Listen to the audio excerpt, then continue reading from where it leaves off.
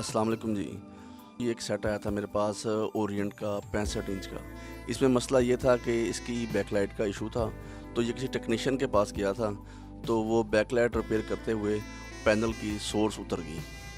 तो फिर वो सोर्स लगाने की कोशिश करते लेकिन सोर्स उनसे लगी नहीं, वो सेट मेरे पास ले आए। जैसा कि ये फ़ोटो है आपके सामने इसकी, तो फिर मैंने इसकी ये सोर्स लगाई है और अल्हम्दुलिल्लाह ये सेट ओके हो गया।